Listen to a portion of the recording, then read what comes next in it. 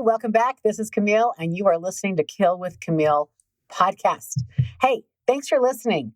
Sometimes people hurt you and they act like they're defending themselves from something you did. These are hurt people. And I will say hurt people hurt people.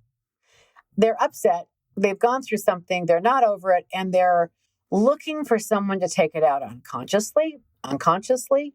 But these kind of people, I say avoid.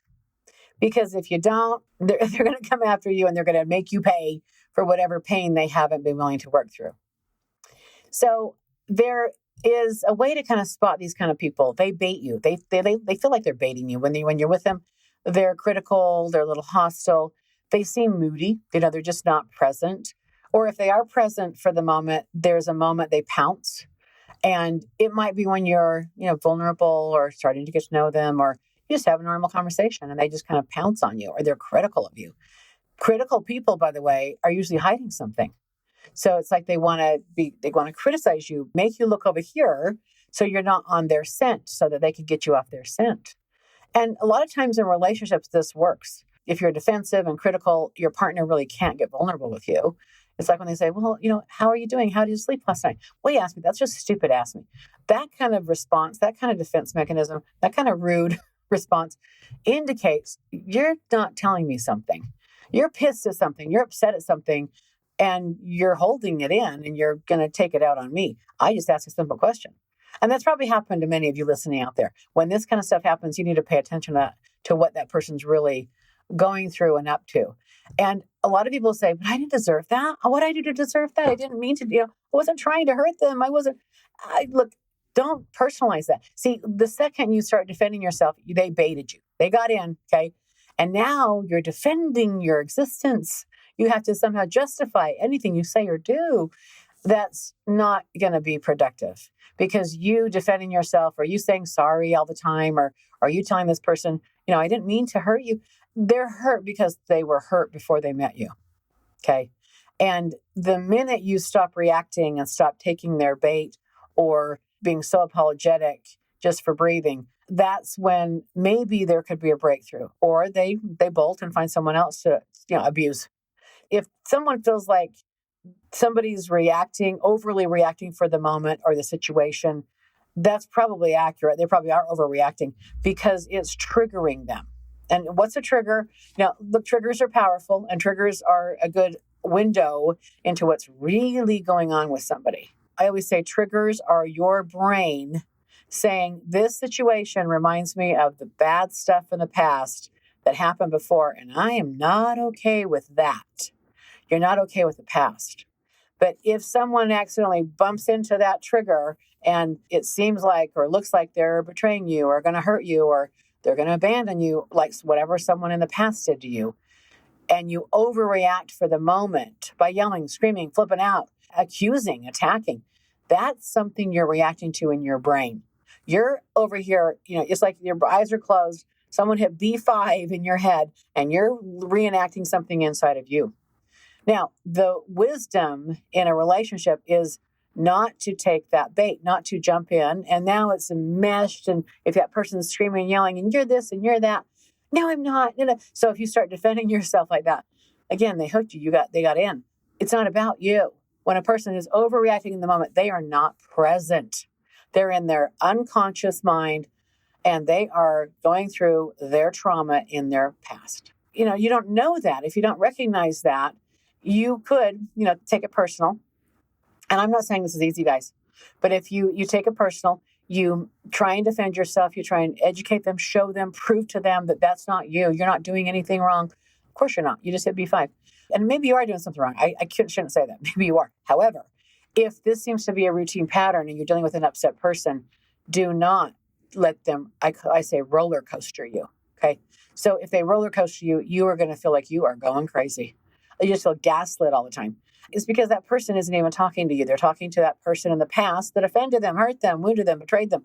That's where they're at. They're not in the moment. They're not even here with you. A lot of couples will fall in love. They meet. They're just enamored with each other. They can't separate themselves. They're so intoxicated with each other. And everything's great. Not a problem, not a fight, not a hiccup. everything's cute. Everything's amazing. Her being like, oh, it's so cute. Him being a little moody. Oh, it's so cute. Like all these moments that we just have acceptance and love for each other until someone gets triggered, until someone has to be confronted with something from their past that they're not over with yet. And then usually it's the first fight, and sometimes tiffs, but I mean real fight. The real first fight is telling, because it shows you where that person is limited. If they're jealous about something, if there's a third party issue and that person's accusing you of having affairs or accusing you of wanting them over you or whatever, that's a jealousy thing. That's a fear of being abandoned and replaced. And that's their case. Like that's their case condition. If that's happening in your relationship, you're not going to ever convince them that you aren't doing that. And that sounds awful. Like, what do you mean? It's not likely that you're going to convince them. That person has got to get present with you and work out whatever past thing they've got going on, or that's going to be a routine fight the rest of your relationship. So when you're first starting to date somebody, 120 days in is kind of like when the real masks come off and the real person shows themselves. But you have to be cognizant of what is this person's case condition. Everyone's got a case condition. Everyone's got a past. You're not going to meet anybody with a clean slate.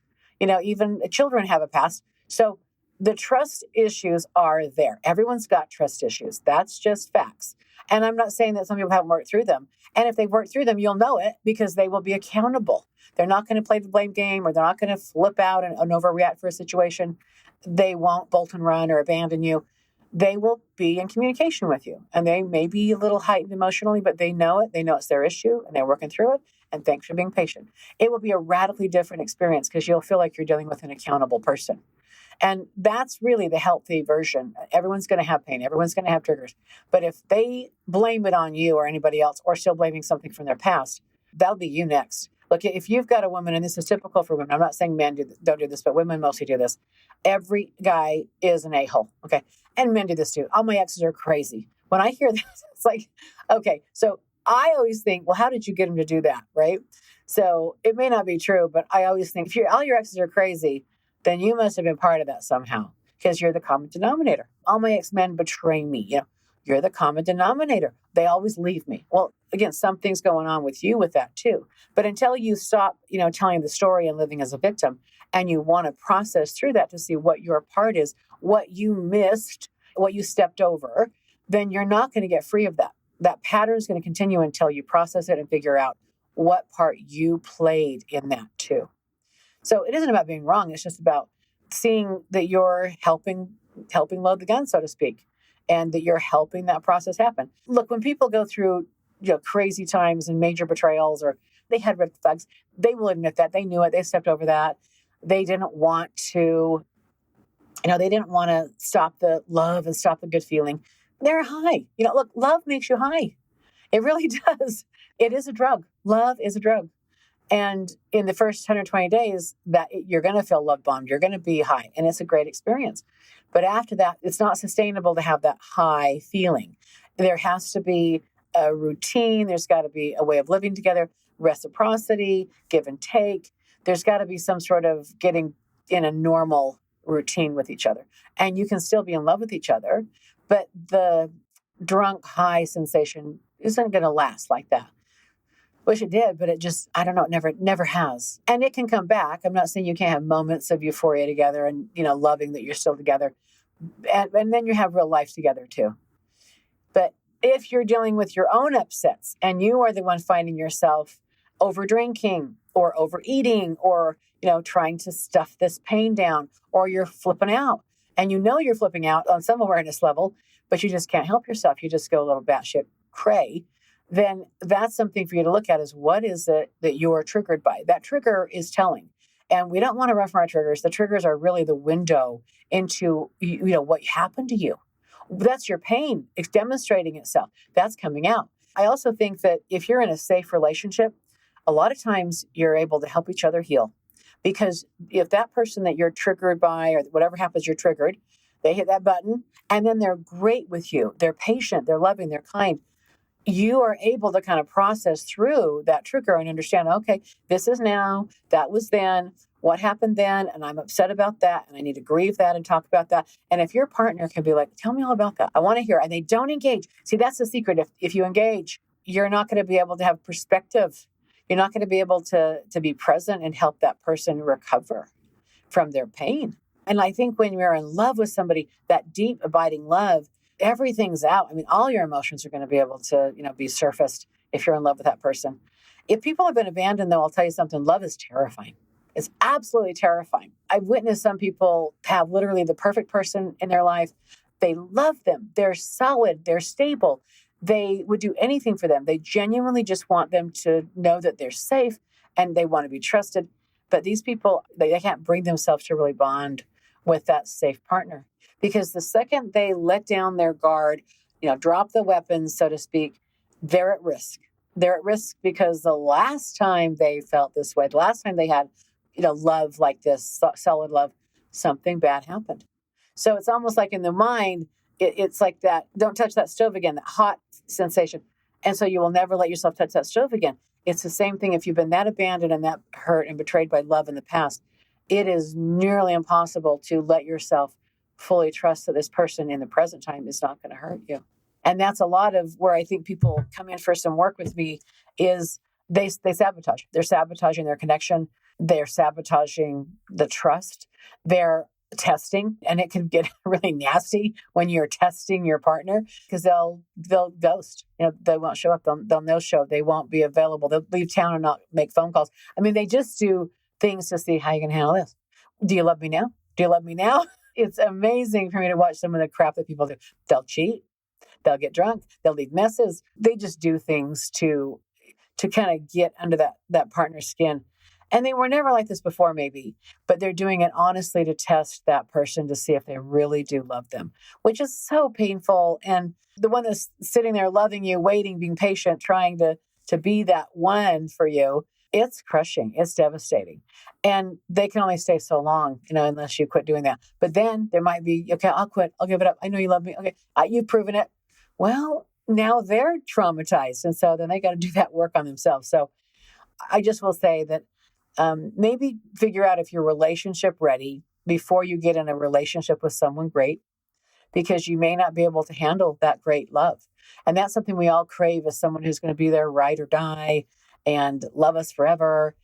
But if you are the kind of person that is, hurt by the past and you don't trust easily, I don't want you trusting easily. I want you to be smart. But if you really can't let your guard down and you don't believe that you're worthy of love, or the past is just still so plaguing you, haunting you, you're not relationship ready until you can put all of those ghosts to bed, because you will hurt the person coming into your life to help you. And you'll test the crap out of them to the point maybe they leave. But just know that if you're triggered by something, that is a window into where your work is. I think most people know where the work is for them, because it's the stuff they avoid. So it's like if you're avoiding talking to somebody, well, there's the work there. If you're avoiding working out or something, that's where you're supposed to focus. So whatever you avoid is really where the juice is for you. And if you could stop avoiding that area of your life and you just took it on and you processed it, or you did therapy over it, whatever, talked about it, took action on it, you would get better. Like your life would be exponentially better. And so if I said to you, what is the top 3 things, maybe the top 2 things that if you did this year would change your life, you'd know the answer to that. You would definitely know the answer to that. And maybe it's, I got to quit drinking. I just got to quit drinking. I drink every night. I got to quit online shopping. I shop every night. I spend too much money, or I'm not exercising. People know exactly what they need to do to really level their life up, but they don't. They don't do it. And it's usually a combination of, I'm not worthy enough. That's a whole new set of problems if I do it. The devil I know is comfortable. I know how to, binge and shop, and, I know how to do that. And I keep myself in a controlled area. If I lose all this weight, or if I, quit shopping and save money, I'm going to be available. I'm going to get attention, So a lot of people can't handle the attention that they would get. Sexual attention, they're attractive. So they keep themselves at a level that they can fully control. They know how to handle the problem they're in. So it isn't always that people really want to change. They know what to do to make their life better. They just don't do it. If they're in a horrible relationship, if I got divorced, if I separated from my partner, if I had that conversation with him or her and I just told them the truth, or if I told the truth about what I'd done, if I cheated or something, if I told the truth, well, you betcha that's going to radically change your life. But we keep ourselves insulated. We don't want to fully go through the looking glass. Again, it's up to everybody individually what they want to experience in their life. But if you really want to live and play full out, you're honest. An exercise I tell people to do, just try on not lying today. If you accidentally lie, you know what? That was a mistake. I didn't mean to say it like that. Let me say the truth. You clean it up immediately if you lie, but just don't lie. Like today, just don't lie. And just see how far you can get. And just mostly for the awareness of how many times you fib or lie or how you doing? Okay, I'm good. When you're really not. Just kind of take on just not lying today, not pretending to be something you're not today, right? See what comes up for you in that. Because I think we live on autopilot and we're kind of fake and phony. And there's a lot of couples I work with that, man, they don't know each other. They don't talk. They're kind of afraid to get in a big fight. And so they just surface, they just skim the surface all the time. But if something comes up and they're having some sort of problem, they're both listening to react. They're not listening to understand. They're listening to defend and pounce. And, well, I didn't do that. Well, you're the one that does that. I don't do that. You do that. So it's like it never gets anywhere. It's like I feel like a referee sometimes. So I say, okay, time out. You could do this at home. Let's look at what are you defending? What is it you think that he's saying about you? What do you think she's saying about you? Because you're sure quick to defend yourself. Well, I'm always being told this. I'm never being. So there's always and never conversations. Nothing's always and nothing's never. It's some of the time. It's most of the time, but it's not always and never. But if you find yourself not able to listen to each other, there's just nitpicky stuff. And then the kids pick up on it. It's just not a fun dynamic. So the truth is you've quit listening to each other. So how you handle that is you slow down. You just slow down. And, whatever's being said, you first got to get present right here, right now. Because if you walk in from coming home or whatever, you're already triggered by each other. And then there's just that little tension. You have to say, truce. Let's call it truce. I really just want to hear you. I want to talk tonight. I just want to laugh. I want to have fun with you. But we got to get the stuff out of the way that you've been withholding. Or if you feel like your partner can't listen or they're not listening and you're feeling like that you're being judged. If you're feeling judged by your partner, you are going to have this dynamic. You're going to be surface talking because you're tired of them judging you or thinking that they know you or something. But a lot of marriages aren't like bad stuff. There's no affairs or, wasting a lot of money or gambling or addiction. It's just really lack of transparency. And they've lost the ability, if they've ever had it, they lost the ability to listen to each other, really listen and validate. And when you first meet somebody, oh my gosh, you can't wait to get in their space and eye contact. You're loving them with your whole presence. They can do no wrong. That's how love feels. But you have to get that space back for each other. Both parties will say, I can't. She's always this and he's always that. You can do this. And maybe you do it a handful of times. Maybe you do it 5 days in a row. I don't know. But maybe like you just try on today, I'm just going to be grateful. I'm going to adore her. I'm going to be grateful for her. And that's my energy. And I don't care what we say. I'm not going to say anything. Whatever she says, I'm going to validate her. Okay. Yeah, I can hear that. I understand what you're saying. Just literally be complimentary and validating and adore. Just do that for an evening. And you'll see them like not know how to be. They might test you. They might, what are you doing? Just adoring you. Just grateful for you. Just kind of see how that happens. Because you have to pull apart the auto responses, the automatic way of jabbing at each other, and then be careful not to talk about each other with people. That just cements in that, yeah, he is an a-hole and she is a B. Don't talk about each other like that because that just makes you right. And then you're the victim and you got your story. And then that just emboldens you, And then if it's family, the problem is if you talk to family, well, the family hates them too. It's like, no, you got them to side with you and think that what a brat they're being. Well, now they bump into him or you're, that's family dinner and they get the cold shoulder. What's going on? Well, you tell your mom what a a-hole he is. Look, that's not going to go anywhere because you're going to recover with your partner. Your family won't. They're not going to do therapy with him. They're not going to understand him. They'll just grow to hate him, right? And that's really not fair. So really know yourself. Know what you're capable of, what you're not capable of. Know if you're relationship ready. Is there anything really relationship-wise that pulls you back that you're terrified of? Until you can really be alone and enjoy your own company, You're probably needy, which again is not relationship ready. That's, needing something like a fix, and you're escaping inside that relationship, right? And if you're doing drugs or partying with your partner, you're not present, you're escaping with each other. And I'm not saying once in a while you can't do all that and have fun, but if you really are a routine partier with that person, is it really deep, or is this something we do to kind of, just be able to be around each other without fighting or something? A lot of people drink, and husbands will say, I want her to loosen up. She's so uptight. We don't even have sex until she's drinking, because you got to get those inhibitions lifted off to be able to, have sex or have fun. And I believe that's because that person's upset. They've got all these upsets. But when you're drinking, you're not thinking clearly. So if people want each other to smoke dope with them or get high, get drunk, it's because they want to have that connection probably. But you want to be able to have that connection and be sober as well. So look and see if you've got something that you're still dealing with from your past. Are you over your exes? Is the person you're looking to date over their exes? Because if not, all that's going to come out on you. And this is going to be something you're going to be dealing with. If you know that there's issues and you want to work through them, that's possible.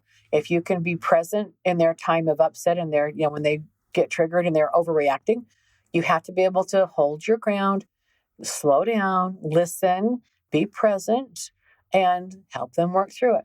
Hopefully that works. And I would say both sides have to do this for each other. Hold that space and not get hooked. If you get hooked and you start reacting, now your session's going to last 3 hours, okay, because you're triggered.